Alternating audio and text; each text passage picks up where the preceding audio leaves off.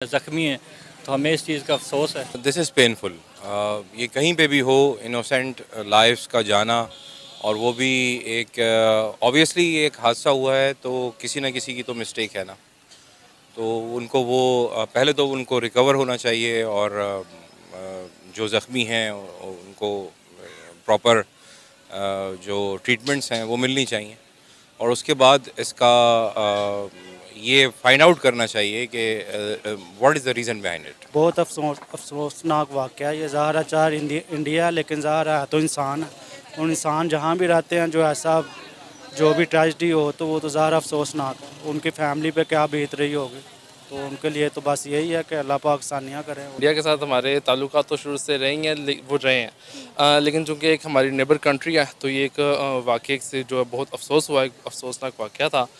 तो जो इंसानियत के हवाले से अगर देखा जाए, इंसानियत के पॉइंट ऑफ व्यू से देखा जाए, तो ये एक बहुत बड़ा हादसा था। तो इज़हार यकजहती तो हम पाकिस्तानी कर रहे हैं, लेकिन इस पर एक सवालिया निशान भी है कि इंडिया एक डेवलप्ड कंट्री है, वहाँ पर ऐसा नहीं तो होना चाहिए, क्योंकि उनका रेलवे सिस्टम इंतहाई अच्छा है, ऑटोमेटिक ट्रेन है उनके पास। अगर देखा जाए तो लॉन्गेस्ट सी ट्रैक भी उन्हीं का है, लेकिन at a time 3 trains collapse कर रहे हैं एक दूसरे के साथ। तो इस बारे में सवाल तो उठता है, लेकिन नेबर कंट्री होने के नाते हम इज़हार यकजहती भी करते हैं उनके साथ, और इज़हार अफसोस तो ज़ाहिर है।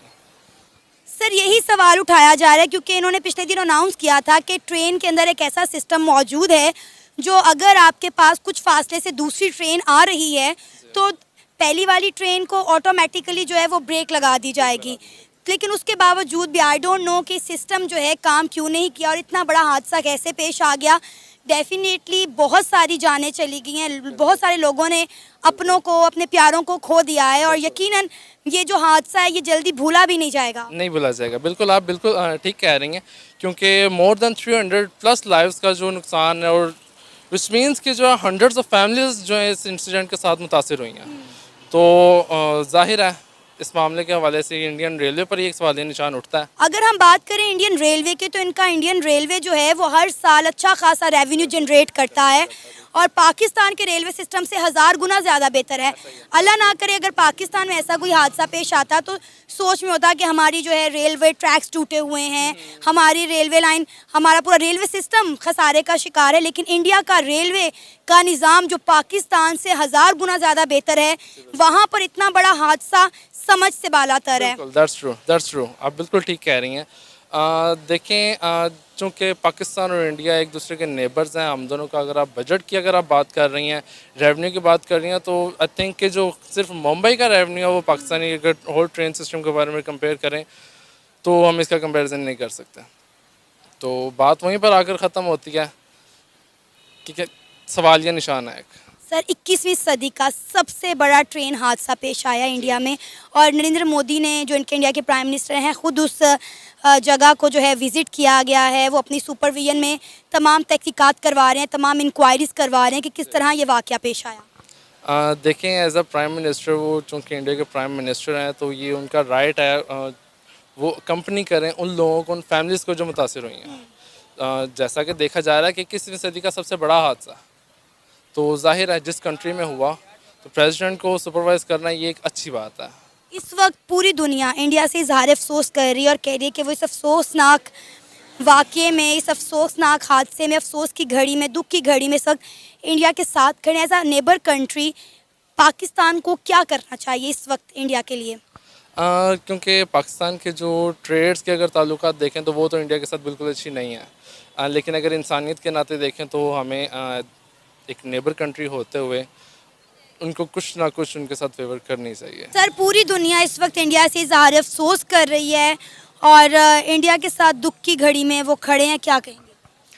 बिल्कुल हम भी खड़े हैं उनके साथ दुख में, उनका दुख हमारा दुख है, क्योंकि हम यही इंसानियत है कि मज़हब के इख्तलाफात से बाहर निकल के देखा जाए तो वो इंसान तो है ना।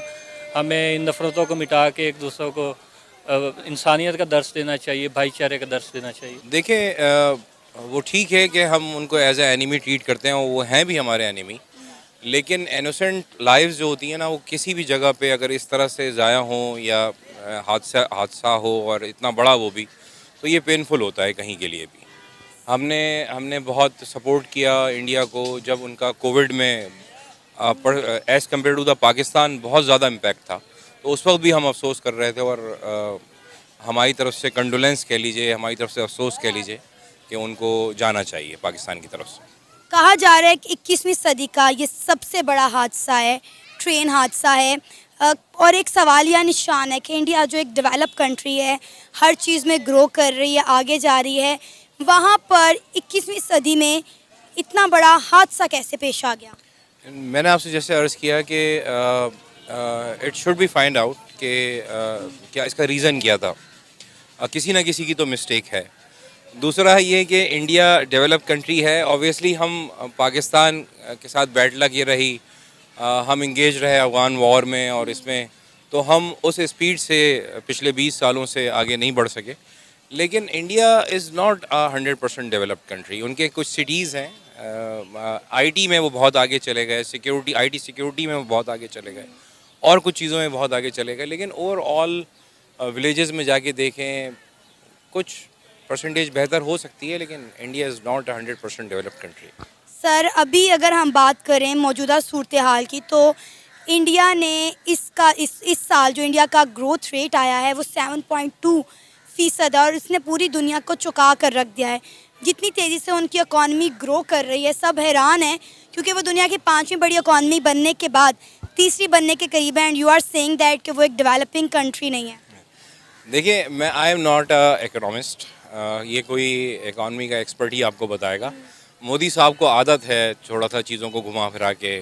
हमारे यहाँ भी बहुत सारे लोग हैं जो प्रटेंड कुछ और करते हैं और बैकग्राउंड पे कुछ और हो रहा होता है। तो ये तो कोई इकनॉमिस्ट बताएगा कि इसमें कितनी सच्चाई है कि वो 7.2 पे आफ्टर कोविड, जब वो माइनस आई थिंक 0.5 पे चले गए थे और अब वो कह रहे हैं कि अगर वो 7.2, तो आई डाउट।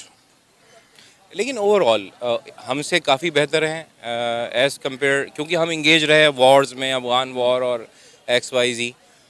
उनको बहुत बूस्ट करने का मौका मिला और इंशाल्लाह हम भी कर जाएंगे। सर, अभी इसी इंसिडेंट पर वापस आते हैं। नरेंद्र मोदी ने खुद उस हादसे वाली जगह का दौरा किया और वो खुद इंस्पेक्शन कर रहे हैं, सबसे पूछताछ कर रहे हैं कि वाक़या किस तरह पेश आया। आपको याद होगा एक PI ये इंसिडेंट हुआ था कराची में ईद से कुछ दिन पहले, एक बहुत ही बड़ा सान्या था पाकिस्तान के लिए, कराची वालों के लिए। क्या आपको लगता है कि हमारे प्राइम मिनिस्टर ने उस तरह जाके उस जगह को विज़िट किया था और देखा था कि वहाँ पर क्या क़यामत आ गई है? देखिए, I am from Karachi. Karachi का थोड़ा सा प्रॉब्लम ये रहता है कि हमेशा वो निगलेक्ट रहता है। और देखिए, बहुत सारी जगह मोदी साहब भी नहीं जाते हैं और बहुत सारी जगह हमारे प्राइम मिनिस्टर भी नहीं जाते हैं, बहुत सारी जगह हमारे प्राइम मिनिस्टर चले जाते हैं, तो ये चलता रहता है। लेकिन ये चीज़ें जो हुक्मरान हैं उनको सोचनी चाहिए